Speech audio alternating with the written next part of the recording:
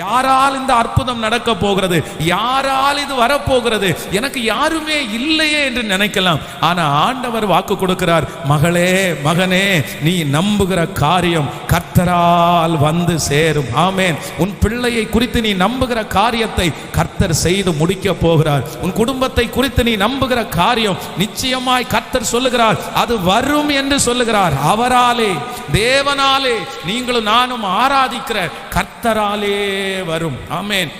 இந்த ஜெபத்திலே கலந்து கொண்டிருக்கும் போதெல்லாம் உங்களுக்குள்ள அந்த அவிசுவாசம் மேலோங்கி கொண்டிருக்கலாம். யாரால வரப்போகுது, யாரால வரப்போகுது, யாரை கொண்டு கர்த்தர் செய்ய போறார்? என்னுடைய ஆண்டவரை பொறுத்த வரைக்கும் ஒரு காரியத்தை கர்த்தர் உங்களுக்கு செய்ய வேண்டுமானால் நான் நம்புகிறேன், சில நேரத்தில் ஆண்டவர் வந்து யாரை கொண்டாகிலும் அந்த அற்புதத்தை நமக்கு செய்ய வல்லவராக இருக்கிறார்.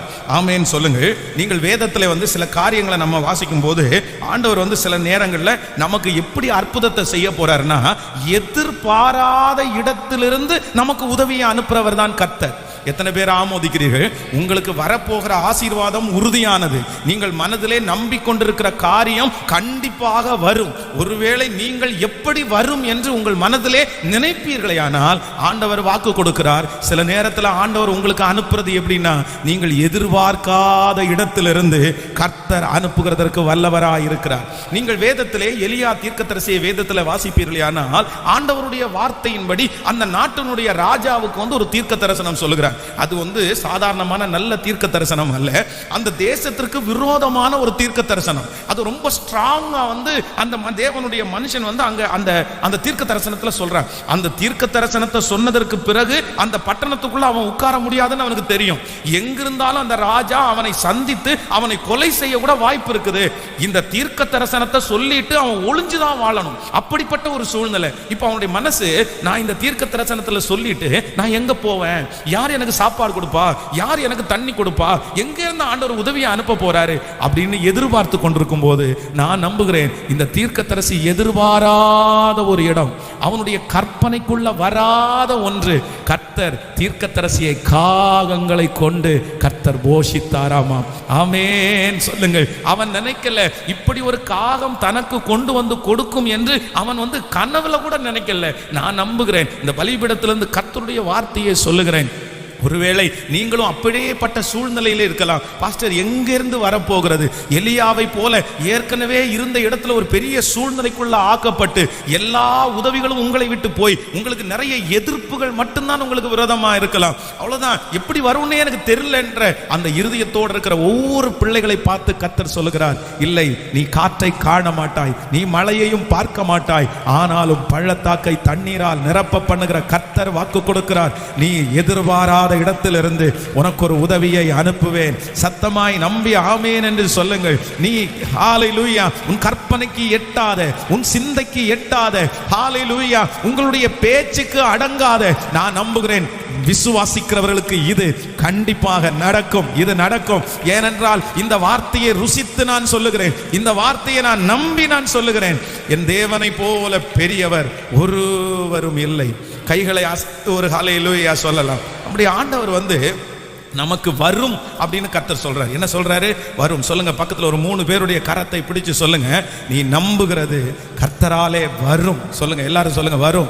அது வராதுன்னு 1000 பேர் சொல்லலாம், ஆனா கர்த்தர் வாக்கு கொடுக்கிறார், நீ நம்புகிற உயர்வு வரும், நீ நம்புகிற சம்பள உயர்வு வரும், நீங்கள் நம்புகிற அந்த வீடு உங்களுக்கு வரும், நீங்கள் நம்புகிற அந்த ஆவிக்குரிய வாழ்க்கை உங்களுக்கு வரும். சொல்லுங்க, ஆமேன் சொல்லுங்கள். நீங்கள் நம்புகிற அந்த சுகம் உங்களுக்கு வரும், நீங்கள் நம்புகிறது போல உங்கள் பிள்ளைகளுடைய வாழ்க்கை ஆசீர்வதிக்கப்படும், நீங்கள் நம்புகிறது போல அந்த பிசினஸ் உங்களுக்கு வரும், நீங்கள் நம்புகிறது போல மற்றவருடைய கண்களுக்கு எட்டாத அந்த காரியத்தை கர்த்தர் செய்வார், நீங்கள் நம்புகிற அந்த குழந்தை பாக்கியம் உங்களுக்கு வரும், நீங்கள் நம்புகிற அந்த திருமண தடைகள் உங்களுக்கு மாறும், நீங்கள் நம்புகிற சகலம். ஹalleluya. இப்பொழுது ஜெபித்துக் கொண்டிருக்கும் போதே தேவனுடைய அக்கினி ஒவ்வொருவரையும் தொடுவதாக. ஹalleluya, ஆமென் சொல்லுகிறவர்களை தொடுவதாக. இப்பொழுது அந்த பிள்ளையை தொடுவதாக, பேர பிள்ளையை தொடுவதாக. ஹalleluya. நீங்கள் நம்புகிற அந்த எதிர்காலம் வரும். கர்த்தரே வர பண்ணுவார், கர்த்தரே வர பண்ணுவார். ஆமென் சொல்லுங்கள். அப்போ ஆண்டவர் வந்து நமக்கு அந்த வரக்கூடிய ஆசீர்வாதத்தை, அந்த நிச்சய தேவனை நம்புகிறவர்களுக்கு வரும்ல. அப்போ ஒன்று, நமக்கு சில நேரத்தில் எதிர்பாராத இடத்திலிருந்து கர்த்தர் நமக்கு அனுப்புவாராமா. எங்க இருந்து வருமாமா? விசுவாசிக்கிறீங்களா? நான் நம்புறேன் ஆண்டவருடைய பிள்ளைகளே, உண்மையிலே அப்படித்தான். இந்த ஊழியத்தை நம்ம ஆரம்பித்ததற்கு பிறகு எனக்கு ரொம்ப ஆச்சரியமா தான் இருக்குது. நம்ம வந்து இப்படிப்பட்ட ஒரு இடத்துக்குள்ள நம்ம வருவோம் அப்படின்னு நினைக்கல.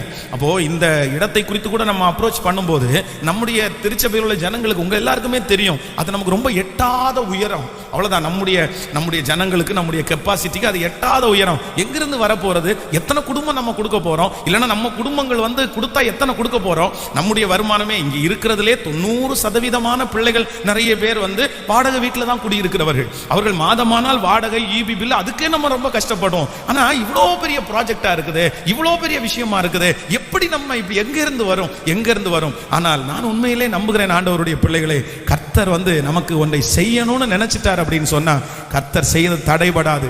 நம்ம கர்த்தர் எங்கே இருந்தாவது, நம்முடைய கண்ணுக்கு தெரியாத இடத்துல இருந்தாவது, ஹalleluya, நம்மை எதிர்பார்க்காத இடத்திலிருந்து கர்த்தர் அந்த உதவியை நமக்கு கொண்டு வந்து இந்த காரியத்தை வெற்றியாய் நமக்கு முடிய பண்ண போகிறார். கர்த்தருடைய கரம் அது செய்து முடிக்க போகிறது. அதை நம்முடைய கண்கள் பிரமிப்பாய் பார்க்க போகிறது. நான் அந்த வார்த்தையை நம்பிதான் உங்களுக்கு சொல்லுகிறேன். நீங்கள் எதிர்பாராத இடத்திலிருந்து கர்த்தர் உங்களுக்கு அந்த நன்மை வரும் என்று கர்த்தர் வாக்கு கொடுக்கிறார். இரண்டாவதாக நீங்கள் வந்து வாசிப்பீர்களே, ஆனால் சில நேரங்களிலே நமக்கு உதவிகளை கர்த்தர் எங்கிருந்து அனுப்புகிறார்னா நமக்கு விரோதமானவர்களிடத்திலிருந்தே கர்த்தர் அனுப்புவாராமா. ஆமேன்னு சொல்லுங்க. பக்கத்தில் இருக்கிற கையை பிடிச்சு சொல்லுங்க. சில நேரங்களிலே ஆண்டவர் நமக்கு உதவியை அனுப்பினார்னா நமக்கு எதிரானவர்களிடத்திலிருந்து தான் கர்த்தர் அனுப்புவார். நம்முடைய எதிரிகளிடத்திலிருந்து தான் ஆண்டவர் அனுப்புவாராம். ஆமே, விசுவாசிக்கிறீர்களா? நம்ம வந்து அவர்களை சில நேரத்தில் எதிரிகளாய் தான் பார்ப்போம். ஐயோ எதிரி, இவனால நமக்கு என்ன நன்மை வரப்போகுது, இவனால நமக்கு தீமை தான் வரும் அப்படின்னு நினைச்சிட்டு இருப்போம். இல்ல, ஆண்டவர் காரியத்தை மாறுதலாய் முடிய பண்ணுகிறவர். திடீர்னு பார்த்தீங்கன்னா யார் நமக்கு பகையாளியா இருந்தார்களோ, யார் நமக்கு விரோதமானவர்களா இருந்தார்களோ அவர்கள் மூலமாகவே கர்த்தர் நம்மை ஆசீர்வதிக்க வல்லவராக இருக்கிறார். நீங்கள் ஈசாக்குனுடைய வாழ்க்கையை வேதத்தில் வாசிப்பீர்களே, ஆனால் அவனை பகைத்து ஒதுக்கினார்கள். வேதம் சொல்லுகிறது, ஏன் என்னிடத்திற்கு வந்தீர்கள்? என்ன நீங்க பகைச்சு, ஏற்கனவே என்னுடைய தகப்பனார் தோண்டின துறவை நான் தோண்டின போது நீங்க வந்து என்ன வந்து விரோதிச்சீங்கல்ல, என் துறவுகள்லாம் தூர்த்து போட்டீங்கல்ல, நீங்க ஏன் இந்த இடத்துல வந்தீங்க? அப்ப அவங்க சொல்றாங்க, நிச்சயமாய் கர்த்தர் உம்மோடு கூட இருக்கிறார் என்று கண்டோம். அதை மட்டும் சொல்லல, இனி எங்களால உங்களுக்கு என்ன பண்ணாது, நன்மையே தவிர தீமை ஒண்ணுமே வராது. நாங்க இனி உங்களுக்கு உதவியா இருப்போம், நாங்க இனி உங்களுக்கு ஹெல்ப்பா இருப்போம். உங்களுக்கு என்ன உதவினாலும் யாரை கூப்பிடுங்க. ஆனா ஈசாக்கு ஏன் அவங்களோட சண்டை போட போகல அப்படின்னா, ஐயோ நம்ம அந்நிய இடத்துல இருந்து வந்திருக்கிறோம், இவங்க எல்லாம் ஒண்ணு சேர்ந்து நம்மளை அடிச்சுட்டாங்க, நம்ம கொன்றுவோம், நம்ம செத்துருவோம் அப்படின்னு நினைச்சான். ஆனா இப்ப அந்த ஜனங்கள், எதிரிகள் வந்து என்ன சொல்றாங்கன்னா, உங்க வாழ்க்கையில என்ன தேவைன்னாலும் எங்களை கூப்பிடுங்க, நாங்க வந்து நிக்கிறோம். அப்ப நான் என்ன நம்புறேன், அந்த ஜெபத்துல இருக்கிற ஆண்டவருடைய பிள்ளைகளை கர்த்தர் உங்களுக்கு வாக்கு கொடுக்கிறார். இன்றைக்கு எதிரியா இருக்கிற சிலரை கொண்டுதான் கர்த்தர் உங்களுக்கு உதவிகளை கர்த்தர் அனுப்ப போகிறார். எத்தனை பேர் ஆமோதிக்கிறீர்கள்? இன்றைக்கு உங்களுக்கு எதிராக இருக்கிற அந்த மேனேஜரை கொண்டுதான் சில நேரத்தில் கர்த்தர் உங்களுக்கு உயர்வை கர்த்தர் கட்டளையிட போகிறார். இன்றைக்கு உங்களுடைய பக்கத்தில் உங்களுக்கு ரொம்ப மனமடிவா இருக்கிறவர்களை கொண்டுதான் கர்த்தர் நன்மையை கர்த்தர் செய்ய போகிறார். அந்த எதிரியை குறித்து நீங்கள் கவலைப்பட வேண்டிய அவசியம் இல்லை. என் தேவனாகிய கர்த்தர் வாக்கு கொடுக்கிறார். அந்த மனிதன் மூலமாகவே, அந்த குடும்பத்தின் மூலமாகவே நமக்கு உதவியை அனுப்புவது கர்த்தருக்கு. கையை உயர்த்தி நம்புறேன்னு சொல்லுங்க பார்க்கலாம், சத்தமாய் சொல்லுங்க, ஆண்டவரே இது நடக்க போகிறது. அவன் வந்து உங்களுக்கு கை கொடுக்க போகிறார்கள். அவர்கள் சில காரியத்தில் உங்களுக்கு ஹெல்ப்பா இருக்க போறாங்க. ஆமேன். சத்தமாய் ஹalleluya. என் தேவனாகிய கர்த்தர் செய்ய நினைத்தது தடைபடவே தடைபடாது. ஆமேன் சொல்லுங்க. கர்த்தரை போல நல்லவர் ஒருவரும் இல்லை. ஆமேன். ஒரு விசை நம்முடைய திருச்சபைக்காக வாங்கின ஒரு சின்ன இடத்தை விற்று அதை இன்னொரு இந்த ஊழியத்திற்கு போட வேண்டிய ஒரு சூழ்நிலை வந்தது. அப்போ அதில் வந்து அந்த விற்கக்கூடிய ஒரு முக்கியமான சர்டிஃபிகேட் மட்டும் அந்த லேண்டில் இல்லை. அப்போ வந்து நான் வந்து ரொம்ப தடுமாறி கொண்டிருக்கிறேன். சரி, அந்த ஃபார்மை வந்து நம்ம கவர்மெண்ட்ல வாங்கலாம் அப்படின்னு பார்த்தா அது வந்து பயங்கரமான அமௌண்ட். அப்படின்னா 25,000 ரூபா பக்கத்தில் அதுக்கு செலவாகும். என்ன பண்றேன்னே தெரியல. ஆண்டவரே, 25,000 ரூபா வந்து நம்ம வீணாய் இந்த ஒரு விஷயத்துக்காக இப்படி செலவு பண்ண வேண்டியதா இருக்குது, அது ஏதோ தேவைக்காக செலவு பண்ணா கூட பரவாயில்லையே அப்படின்னு நினைச்சிட்டு இருந்தேன். அப்போ அந்த வீட்டினுடைய அருகாமையில் இருக்கிறவர்கள் வந்து ஓயாம வந்து அந்த இடத்த நம்ம வாங்கினதுல இருந்து சண்டை வந்து சச்சரவு ஏதாவது ஒன்று சொல்லிட்டு இருப்பாங்க, ஏதாவது ஒன்று திட்டிட்டு இருப்பாங்க, அதை பண்ணக்கூடாது இதை பண்ணக்கூடாதுன்னு ஏதோ ஒன்று சொல்லிட்டே இருப்பாங்க.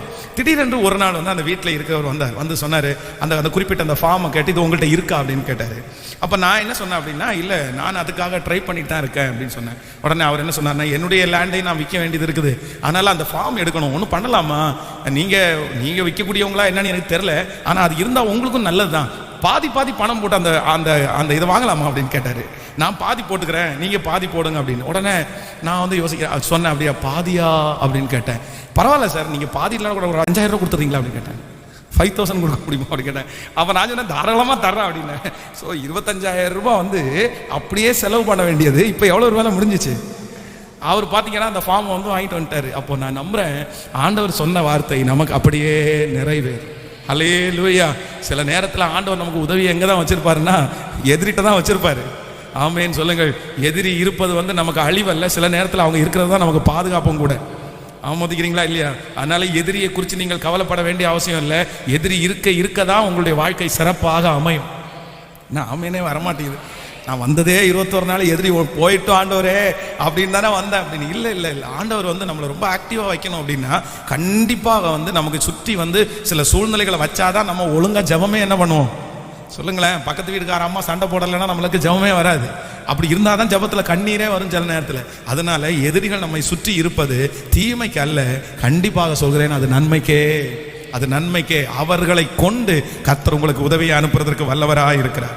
ஆமேன்னு சொல்லுங்கள். மூன்றாவதாக, ஒரு தேவனுடைய பிள்ளைக்கு ஆண்டவர் செய்யணும்னு நினைச்சாருன்னா எங்கிருந்து செய்வாரமோ வேதம் சொல்லுகிறது, எனக்கு ஒத்தாசை வரும், வானத்தையும் பூமியையும் உண்டாக்கின கர்த்தரிடத்திலிருந்து எனக்கு ஒத்தாசை வரும். ஆமேன் சொல்லுங்கள். சில நேரத்தில் ஆண்டவர் மனிதர்களை கொண்டு செய்வார், சில நேரத்திலே கர்த்தர் எதிரிகளை கொண்டு செய்வார், சில நேரத்திலே அவரே இறங்கி டைரக்டா உங்களுக்காக யுத்தம் பண்ணுவார். இந்த ஜெபத்தில் இருக்கிற யாரோ ஒருத்தருக்கு அது தேவையா இருக்கலாம். பாஸ்டர், இது மனுஷனால செய்ய முடியாது, இது என் எதிரியினால செய்ய முடியாது. நான் நம்புகிறேன், மனிதர்களும் எதிரிகளும் இல்லவென்றாலும் என் தேவனாகிய கர்த்தர் உனக்காக இறங்கி உங்களுக்காக இறங்கி அந்த காரியத்தை கர்த்தர் செய்வார் என்று நம்புகிறவர்கள் கரங்களை தட்டி, ஓ நான் நம்புகிறது அவராலே வரும் சொல்லுங்க. ஒரு கையை உயர்த்தி ஒரு 10 விசை இந்த வாக்குத்தத்தத்தை சொல்லுங்க பார்க்கலாம். நான் நம்புகிறது உம்மாலே வரும் சொல்லுங்கள்.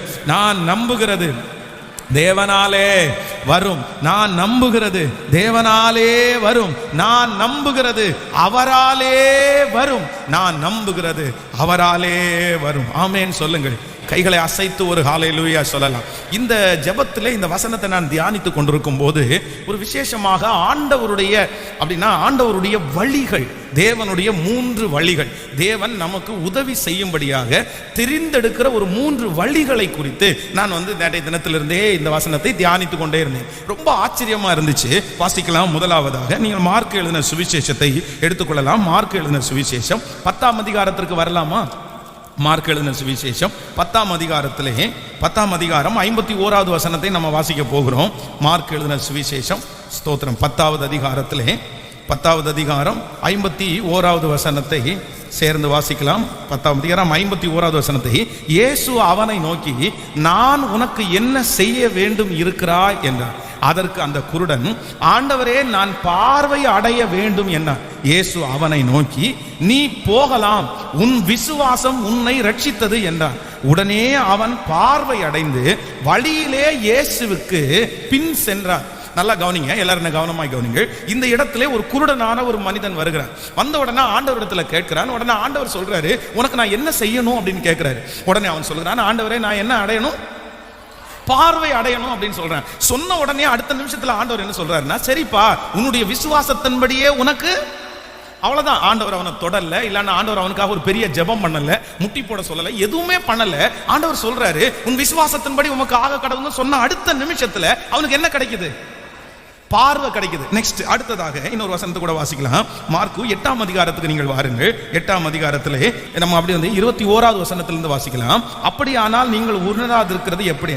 பின்பு அவர் பெத்சாயிதா ஊருக்கு வந்தார். அப்பொழுது ஒரு குருடன் அவரிடத்திற்கு வந்து ஆண்டவரை தொடும்படி அவரை வேண்டிக் கொண்டார். அவர் குருடனுடைய கையை பிடித்து அவனை கிராமத்திற்கு வெளியே அழைத்து கொண்டு போய் அவன் கண்களில் உமிழ்ந்து அதன் மேல் கைகளை வைத்து, எதையாகிலும் காண்கிறாயா என்று கேட்டான். அவன் ஏறிட்டு பார்த்து, நடக்கிற மனுஷரை மரங்களைப் போல காண்கிறேன் என்றான். பின்பு அவர் மறுபடியும் அவன் கண்களின் மேல் கையை வைத்து அவனை ஏறிட்டு பார்க்கும்படி செய்தான். அப்பொழுது அவன் சொஸ்தம் அடைந்து யாவரையும் தெளிவாய் கண்டான். ஹலோ, கவனிங்க. ஃபர்ஸ்ட்ல ஒரு குருடன் வருகிறான். ஆண்டவரே, நான் பார்வை அடைய வேண்டும் என்று கேட்கிறார். அவனுக்கு ஆண்டவர் என்ன பண்றாரு சொல்லுங்க? அப்படி எப்படி கொடுக்குறாருன்னா, அவ்வளவுதான், உன் விசுவாசம் உன்னை, அவ்வளவுதான், வார்த்தையை சொல்றாரு, உடனே ரட்சிப்பு உண்டாயிருது, கண்கள் திறக்கப்பட்டு கர்த்தருக்கு அவன் பின் சென்றான். நம்பர் 2. ரெண்டாவது, இப்ப அதே மாதிரி ஒரு குருடன் வருகிறான். ஆண்டவரை பார்த்து, உனக்கு என்னப்பா வேணும்னு கேட்கிறாரு. எனக்கு என்ன அடையணும்? உடனே ஆண்டவர் என்ன பண்றாருன்னா, உமிழ்ந்து அதை எடுத்து அவனுடைய கண்களில் வைத்து தொட்டு, இப்ப ஆண்டவர் கேட்கிறார், என்னத்தை காண்கிறாய் அப்படின்னு. ஃபர்ஸ்ட் அவனுக்கு சரியா தெரியல. சோ ரெண்டாவது டைம் ஆண்டவர் வைக்கிறாரு. ரெண்டாவது டைம் சொல்றது அவனுக்கு தெளிவா தெரிஞ்சிச்சு அப்படின்னு. இப்போ இன்னொரு வசனத்தை கூட நீங்க வாசிங்க. யோவான் எழுதின சுவிசேஷத்திற்கு வாருங்கள். யோவான் எழுதின சுவிசேஷம், நீங்கள் 9ஆம் அதிகாரத்திலே 6வது வசனத்தை வாசிக்கலாமா? 9ஆம் அதிகாரம் 6வது வசனத்தை வாசிப்பீர்களே. ஆனால் இவைகளை சொல்லி அவர் தரையிலே துப்பி உமிழ்நீரினால் சேர் உண்டாக்கி அந்த சேற்றை குருடனுடைய கண்கள் மேல் பூசி, நீ போய் சீலோவாம் குளத்திலே கழுவு என்றார். சீலோவாம் என்பதற்கு அனுப்பப்பட்டவன் என்று அர்த்தமாம். அப்படியே அவன் போய் கழுவி பார்வை அடைந்தவனாய் திரும்பி வந்தான். ஹலோ, அவனிங்க ஃபர்ஸ்ட் நோய் 3 பேருக்கும், சத்தமா சொல்லுங்க, தேவை 3 பேருக்கும் ஒரே மாதிரி தேவை, ஒரே மாதிரி தான் அவங்களுக்கு பிரச்சனை. ஆனா ஒருத்தனுக்கு என்ன பண்றாருன்னா, வார்த்தையை அனுப்பி சுகம் கொடுக்கிறாரு. ரெண்டாவது ஒருத்தனுக்கு கைகளை வைத்து சுகம் கொடுக்கிறாரு. மூன்றாவது ஒருத்தனுக்கு சேற்ற உண்டாக்கி அவனுடைய கண்களில் பூசி, நீ போய் என்ன பண்ணு, சீலோவாம் குளத்திலே. ஆனா சில நேரங்களில் நமக்கு அற்புதங்கள் நமக்கு வேண்டுமா இருக்கும்போது நம்ம என்ன நினைப்போம்னா, யாராவது ஒருத்தருக்கு இதே போல பிரச்சனை இருந்து ஆண்டவர் அவங்களுக்கு செஞ்சாருன்னு வைங்களேன், நம்ம உடனே எப்படி ஜெபிப்போம் தெரியுமா? ஆண்டவரே, அவர்களுக்கு செய்தது போல எனக்கு, சத்தமா சொல்லுங்க, நம்ம அப்படித்தானே ஜெபம் பண்ணுவோம். அவனுக்கு செஞ்சது மாதிரி எனக்கு செய்யுங்க ஆண்டவரே, அவனுக்கு இப்படி பண்ணுனீங்களே எனக்கு பண்ணுங்க ஆண்டவரே. நான் உண்மையிலே சொல்ல போனா அந்த ஜெபம் தவறு. ஆமே, அவங்களுக்கு செஞ்சீரே எனக்கும் செய்யுங்க ஆண்டவரே அப்படின்னு ஜெபம் பண்ணலாம், அப்படி ஜெபம் பண்ணலாம். ஆனா அவங்களுக்கு செய்தது கேட்கல, அப்படி நம்ம ஜெபிக்க முடியாது. ஏன் அப்படின்னா, ஒரே வியாதி, ஒரே பிரச்சனை, ஆனா 3 பேரையும் கர்த்தர் எப்படி டீல் பண்றாருன்னா, 3 வித்தியாசமான விதமாய் டீல் பண்றாரு. ஹல்லேலூயா. இந்த ஜெபத்துல இருக்கிற ஆண்டவருடைய பிள்ளைகளே, ஆண்டவர் உங்களுக்கு உதவியை அனுப்ப வேண்டும் என்று நினைத்தாரானால் நீங்க போடுற ரூட்டின் படி அல்ல. நீங்க ஒருவேளை ஒரு ரூட்டை நீங்க போட்டு வச்சிருக்கலாம், அவ்வளவுதான், இந்த ரூட்டை போட்டு இப்படி போய் இப்படி போய் இப்படி போய் இப்படி போய் அவ்வளவுதான் சிவானந்த காலனி போயிடலாம், இப்படி போய் இப்படி போய் காந்திபுரம் போயிடலாம், இப்படி போய் இப்படி போய் இப்படி போய் சென்னை போயிடலாம் அப்படின்னு ஒரு ரூட்டை போட்டிருப்பீங்க. ஆனா ஆண்டவர் சொல்றார், உன் நினைவுகள் என் நினைவுகள் அல்ல, உன் வழிகள் என் வழிகளும் அல்ல. உங்களுக்கு நடக்கும், உங்களுக்கு செய்வார், உங்களுக்கு கொடுப்பார், ஆனா உங்க பிளான் படி அல்ல, என் தேவனாகிய கர்த்தருடைய திட்டத்தின்படியே. ஆமென் சொல்லுங்கள். உங்களுடைய திட்டங்கள் நிர்மூலமாக்கப்பட்டாலும் என் தேவனாகிய கர்த்தருடைய திட்டங்கள் ஒரு நாளும் நிர்மூலமாக்கப்படுவதே இல்லை. எத்தனை பேர் விசுவாசிக்கிறீர்கள்? சில வியாதிகள் உங்களுக்கு வரும்போது சிலர் எப்படி நீங்க சுகப்பட்டீங்க, எப்படி உங்களுக்கு சுகமாச்சு, உடனே அவங்க ஏதாவது ஒன்று சொல்லலாம், இந்த மாதிரி எனக்கு சுகமாச்சு, இந்த இடத்துல போனேன் ஜெபம் பண்ணோன்னு சுகமாச்சு, இப்படி நான் உபவாசம் இருந்தேன் இப்படி சுகமாச்சு. உடனே நமக்கு உடனே என்ன வரும்னா, பரவாயில்லையே, அவங்கள மாதிரி நம்ம உபவாசம் போட்டு பார்க்கலாமா, அவங்கள மாதிரி இங்க நம்ம போய் பார்க்கலாமா, அவங்கள மாதிரி இதை பண்ணலாமா அப்படின்னு நினைப்போம். ஆனா ஒன்று நினைத்துங்கள், நீங்கள் அற்புதத்திற்காக மட்டும் ஜெபியுங்கள். ஆமென். நீங்க எதுக்காக மட்டும் ஜெபிங்க? எனக்கு ஒரு அற்புதம் செய்யும் ஆண்டவரே, ஆனா இன்ன ரூட்டின் படி எனக்கு செய்யும் என்று நம்ம சொல்ல வேண்டிய அவசியம் இல்லை. சில நேரத்தில் நமக்கு ரொம்ப கோபம் வரும்போது, ஒருவேளை கணவனா ரட்சிக்கப்படாதவரா இருந்தால் நம்ம என்ன சொல்ல தெரியுமா, ஆண்டவரே ஒரு அடி கொடுங்க ஆண்டவரே அப்படின்னு நம்ம சொல்லி, சிலர் அப்படி சொல்லுவாங்க, ஒரு அடி நல்லா முட்டி நீங்க தட்டுனீங்கன்னா அவ்வளவுதான் ஆண்டவரே வந்துருவாரு. இன்னும் ஒரு பொல்லாத சிஸ்டர்ஸ் எல்லாம் இருக்காங்க, என்ன தெரியுமா, அவருடைய பிசினஸ்ல கை வைங்க ஆண்டவரே. எதுல கை வைங்க? அவருடைய பிசினஸ்ல தான் இவங்க சாப்பிட்டு இருப்பாங்க, அவருடைய பிசினஸ்ல தான் இவங்க துணியை கொடுத்துட்டு இருப்பாங்க, அவங்க பிசினஸ்ல இருக்கிறனால தான் இவங்க நகை போட்டு நல்ல அப்படியே கல்யாணத்துக்கு ஜம்முன்னு போடுறாங்க. ஆனா ஜெபம் மட்டும் என்ன தெரியுமா, ஆண்டவரே அவரு பிசினஸ்னே ஓடுறாரு ஆண்டவரே, அதனால அவருடைய பிசினஸ்ல நீங்க ஒரு கையை வைங்க, அவ்வளவுதான், சுருண்டு எங்க விழுந்துருவாரு. ஆமா, நல்லா விழுந்துருவார், சுருண்டு சாராய கடை விழாம. நம்ம உடனே நம்ம இப்படி ஒரு ரூட் போட்டா அது எங்க வேணாலும் போயிட்டு இருக்கோம் அந்த ரூட்டு. நம்ம என்ன ஜெபிக்கணும்னா, என் கணவனாரை ரட்சியும் ஆண்டவரே, ரட்சிக்கிறதுக்கு உமக்கு தடை அல்ல, எத்தனையோ பேரை ரட்சித்து இருக்கிறீர், என் கணவனாரை நீங்கள் எப்படி தொட முடியுமோ அப்படி தொடும், என் பிள்ளையை எப்படி தொட முடியுமோ அப்படி தொடும். இப்படித்தான் ஜெபிக்க வேண்டுமே தவிர நம்ம என்ன பண்ணக்கூடாது. அது நீங்க வந்து ஒருவேளை இப்படி இந்த ஜெபத்துல இருக்கிறவர்கள் ஒருவேளை மனசுல நினைக்கலாம், ஆண்டவர் மட்டும் எனக்கு இதை ஆசீர்வதிச்சு கொடுத்தாருன்னா பாஸ்டர் நான் 3 வருஷத்துல செட்டில் பாஸ்டர், அவ்வளவுதான், என்னை யாருமே கையில பிடிக்க முடியாது, பாருங்க நான் என்ன பண்றேன் பாருங்க, உங்க கையில கொண்டு கொடுத்து ஒரு சச்சை கட்டுங்க நான் சொல்ல போறேன் அப்படின்னு 1000 கற்பனையோட வந்திருக்கலாம். நான் நம்புறேன் ஆண்டவருக்கு இதல்ல, வேற எதுலையாவது உங்களை ஆசீர்வதிக்கணும் சித்தம் இருக்கும். ஆமே. ஆனா நீங்க ஒன்னையே பிடிச்சிட்டு அது போன உடனே அவ்வளவுதான், நான் ஜெபம் பண்ணதெல்லாம் வீணா போயிடுச்சு, இரக்கம் செய்யும் வரை 21 நாள் முக்கி போனானே, பாச சொன்ன வாக்குத்தத்தெல்லாம் விசுவாசிச்சேன், ஆனா கூட கர்த்தர் என்னை இப்படி கைவிட்டாரு, கர்த்தர் என்னை இப்படி இல்லை, நீங்க நினைச்சது நடக்கலன்னு உடனே கர்த்தர் கைவிட்டதா அர்த்தமாகுமா? சொல்லுங்க. நீங்க போட்ட ரூட்டு கர்த்தர் அந்த ரூட்ல வரலன்னு உடனே நீங்க நினைச்சது நடக்காம இருக்குமா? கர்த்தர் வாக்கு கொடுத்தது நடக்கா இருக்குமா? நான் நம்புகிறேன் ஆண்டவர் இப்படியும் உங்களை தொட முடியும், இப்படியும் தொட முடியும். சொல்லுதல் புரியுதுல உங்களுக்கு? ஆமேன்னு சொல்லுங்க பார்க்கலாம். ஆண்டவர் உங்களை ஆசீர்வதிக்கணும்னு நினைச்சிட்டாருன்னா என்னுடைய திட்டத்தின்படி அல்ல, என்னுடைய நான் போட்ட வழியின்படி அல்ல, என்னை எப்படியும் ஆசீர்வதிப்பார். இன்னைக்கு நான் நம்புகிறேன் நீங்கள் போட்ட நிறைய பாதைகள் ஒருவேளை இன்னைக்கு அடைக்கப்பட்டு கிடக்கலாம். நான் இந்த மாதிரி நினைச்சிருந்தேன் பாஸ்டர், இந்த வருஷத்துல இதை செய்யணும், இந்த வருஷத்துல இப்படி பண்ணணும், இங்க போகணும், இதை பண்ணணும், அப்படியெல்லாம் நீங்க ஒரு பெரிய ரூட்டு போடலாம். அதுக்காகவே உங்களுடைய படிப்புகளை நீங்கள் அதுக்கு தகுந்த மாதிரியே நீங்க சூஸ் பண்ணலாம், அதன்படியே உங்களுடைய பிரயாணங்களை நீங்கள் நகர்த்தி கொண்டே போகலாம். ஆனா இப்போ அட் பிரசன்ட் வந்து நீங்கள் போகிற பாதையெல்லாம் அடைக்கப்பட்டதா இருக்கலாம். நான் போட்ட ரூட் எதுவுமே ஒர்க் அவுட் ஆகல, என் படிப்பு எதுவுமே செட் ஆகல, நான் இந்த படிப்பு எடுத்தா இப்படி போய் இங்க போய் வேலையில உட்காந்து இப்படி சம்பளம் வாங்குவேன்னு நினைச்சேன், ஆனா நோ யூஸ் பாஸ்டர், நான் போட்ட திட்டமெல்லாம் எனக்கு உடைஞ்சிருச்சு. ஆனா நான் நம்புகிறேன் கர்த்தர் உங்களை உயர்த்துவார் என்று சொல்லிவிட்டார், உங்களுக்கு வாக்குத்தத்தத்தை கொடுத்து விட்டார். நான் நம்புகிறேன் நீங்க கொடுக்கிற பாதை அல்ல, அவர் உங்களுக்கு பாதை காட்டுவார், அவர் உங்களுக்கு வழியை உண்டு பண்ணுவார், அவர் உங்களுக்காக பிளானை போடுவார். ஓ, உன்னுடைய திட்டம் சிதறடிக்கப்பட்டாலும் என் தேவனுடைய திட்டம், சொல்லுங்கள் சத்தத்தை உயர்த்தி, என் தேவனுடைய திட்டம் ஒரு நாளும் சிதறடிக்கப்படவே படாது. அப்போ இப்ப நம்ம ஜெபிக்க வேண்டியது என்ன அப்படின்னா, நீங்க என்ன ஆசீர்வதியும், நீங்க எனக்கு அற்புதம் செய்யும், எப்படி ஆகிலும் உம் சித்தத்தின்படியே, சொல்லுங்க பார்க்கலாம், உங்க வழியின்படியே, உங்க பாதையின்படியே, நீங்கள் விரும்புகிறபடியே நீங்கள் எப்படியும் செய்வீர். யாராவது உடஞ்சு போய் வந்திருக்கிறீங்களா? நீங்க போட்ட பாதை நீங்க போட்ட பிளான் ஒர்க் அவுட் ஆகல அப்படின்னு சொல்லி சோர்ந்து போய் வந்திருக்கிறீங்களா? நான் நம்புகிறேன் அது உங்க சிந்தையில போடப்பட்டது. ஆனா ஆண்டவருடைய கையில இன்னொரு பிளான் இருக்குது, அது கர்த்தர் உங்களுக்காக வைத்திருக்கிற பிளான். அதை மாற்றுவதற்கு உலகத்துல இருக்கிற எந்த மனுஷனுக்கும் தகுதி இல்லை. பிசாசு கூட கண்டிப்பாக நான் சொல்லுகிறேன், அவன் கூட அந்த திட்டத்தை மாற்றவே முடியாது. அல்லேலூயா, ஆமென். அதான் யோபு வந்து ஆசீர்வாதம் 2 மடங்கு பெற்றுக்கொண்டதுக்கு அப்புறம் வைத்தறிச்சல் யாருக்கு தான் அதிகமா இருந்திருக்கும்? கேட்கல. அவன் நினைச்சிருப்பான், சும்மா இருக்கிற சங்க ஊதி கெடுத்துட்டேனே நானு, அப்படிதான் நினைச்சிருப்பான்.